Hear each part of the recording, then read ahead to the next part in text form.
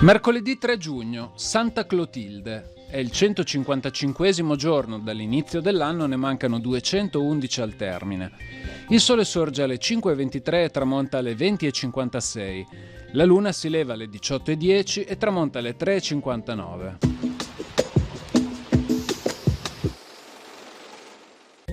Si inaugura a Padova il monumento a Giuseppe Garibaldi, opera dello scultore milanese Ambrogio Borghi. Sorge sulla piazza già chiamata dei Noli, perché vi sostavano i vetturini pubblici detti appunto nolesini.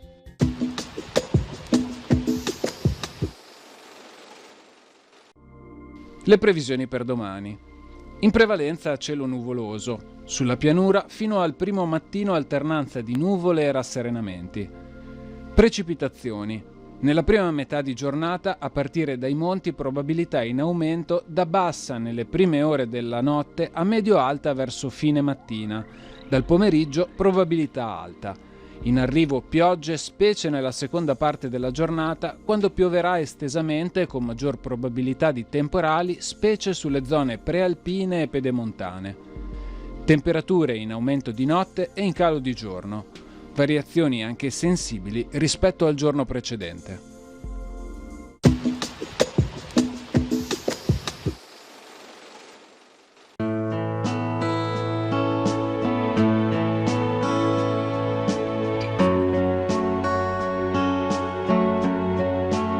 Abitata fin dall'età del ferro, la città di Este era uno dei principali villaggi dell'antica popolazione veneta. Con l'espansione romana, Este diventò una provincia di Roma. È proprio in questo periodo storico che Este comincia a svilupparsi come città, sviluppo che continuò nei secoli fino alle invasioni barbariche, che, con la loro carica di distruzione e saccheggio, ridussero Este ad una cittadina spopolata e marginale. Nel 1056, sotto l'impero di Enrico III, il suo vassallo, marchese Alberto II d'Este, fece ricostruire il castello sul piccolo colle del Principe.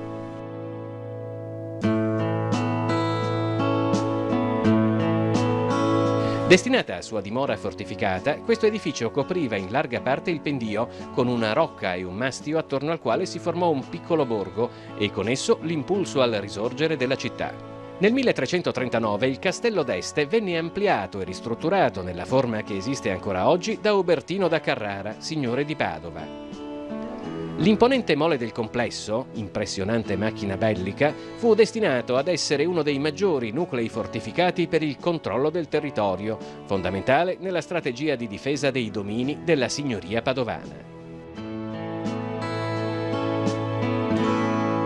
Con Venezia, la cittadina di Este ebbe un periodo di grande espansione e di sviluppo, interrotto solo con l'inizio della decadenza politica di Venezia. Este in seguito venne conquistata da Napoleone Bonaparte, che cedette tutti i territori veneziani all'impero asburgico. Nel 1866 Este e il Veneto furono annessi al Regno d'Italia. Dopo l'annessione, ad Este, come in tutto il Veneto, crebbe esponenzialmente l'emigrazione. Tra il Settecento e l'Ottocento molti poeti fecero visita alla cittadina. Durante la Seconda Guerra Mondiale, la città ospitò le truppe tedesche e fu teatro di vari scontri per la libertà.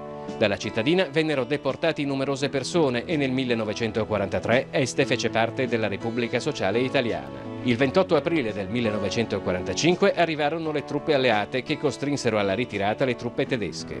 Nel 1946 Este cominciò a far parte della Repubblica Italiana.